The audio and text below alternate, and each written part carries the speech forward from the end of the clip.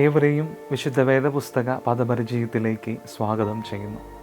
അപ്പോസ്തലനായ വിശുദ്ധ പൗലോസ് കൊരിന്ത്യർക്ക് എഴുതിയ 2-ാം ലേഖനം 11-ാം അധ്യായം 29-ാം വാക്യത്തിൽ ആർ ബലഹീനനായിട്ട് ഞാൻ ബലഹീനനാകാതെ ഇരിക്കുന്നു, ആർ ഇടറിപ്പോയിട്ട് ഞാൻ അഴലാതിരിക്കുന്നു എന്ന വാക്യം നമുക്ക് കാണുവാൻ സാധിക്കും.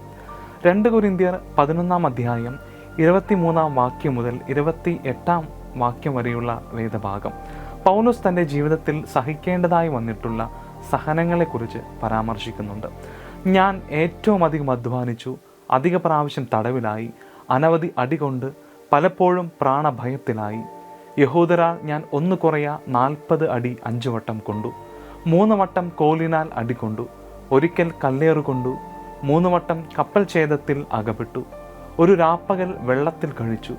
ഞാൻ പലപ്പോഴും യാത്ര ചെയ്തു, നദികളിലെ ആപത്ത്, കള്ളന്മാരാലുള്ള ആപത്ത്, സ്വജനത്താലുള്ള ആപത്ത്, ജാതികളാലുള്ള ആപത്ത്, പട്ടണത്തിലെ ആപത്ത്, കാട്ടിലെ ആപത്ത്, കടലിലെ ആപത്ത്, കള്ള സഹോദരന്മാരാലുള്ള ആപത്ത്, അധ്വാനം, പ്രയാസം, പലവട്ടം ഉറക്കിളപ്പ്, പൈതാഹം, പലവട്ടം പട്ടിണി, ശീതം, നഗ്നത എന്നീ അസാധാരണ സംഗതികൾ ഭവിച്ചതുകൂടാതെ എനിക്ക് ദിവസേനെ സർവ്വസഭകളെയും കുറിച്ചുള്ള ചിന്താഭാരം എന്ന തിരക്കുമുണ്ട് എന്നിങ്ങനെയാണ് പൗലോസ് തൻ്റെ സഹനത്തെക്കുറിച്ച് പരാമർശിക്കുന്നത്. അതുകൊണ്ട് ആർ ഇടറിപ്പോയിട്ട് ഞാൻ അഴലാതെ ഇരിക്കുന്നു എന്ന വാക്യം നാം കൂടുതൽ പരിശോധിക്കേണ്ടതായിട്ട് വരുന്നു.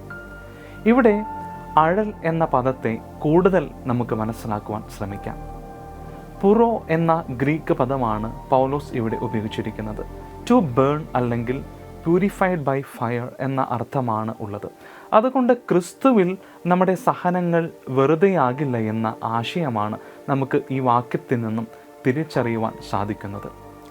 തടസ്സമില്ലാത്ത വഴികളും യഥാസമയത്തുള്ള മറ്റുള്ളവരുടെ പിന്തുണകളും ഒരു സാഹസികനും ജന്മം നൽകുന്നില്ല എന്നും അപ്രതീക്ഷിത പരീക്ഷണങ്ങളും ആകസ്മിക വിനാശങ്ങളും അനിതര സാധാരണമായ അതിജീവന ശേഷി തെളിയിക്കുമെന്നും നാം തിരിച്ചറിയണം. ഇതിലൂടെ അനുകൂല ഘടകങ്ങൾ അപ്രസക്തമെന്നല്ല, പക്ഷേ പ്രതികൂല ഘടകങ്ങൾക്ക് ദൃഢതയും പ്രാപ്തിയും കൂടും എന്നതാണ്. വെള്ളവും വളവും ലഭിക്കുന്നത് കൊണ്ട് മാത്രമല്ലല്ലോ ഒന്നും തഴച്ചു വളരുന്നത്, വെയിലും മഴയും ഏൽക്കുന്നത് കൊണ്ടും കൂടിയാണ് എന്ന യാഥാർത്ഥ്യം മനസ്സിലാക്കിക്കൊണ്ട് ജീവിക്കുവാൻ ദൈവത്തിൻ്റെ പരിശുദ്ധാത്മാവ് നമ്മെ സഹായിക്കുമാറാകട്ടെ.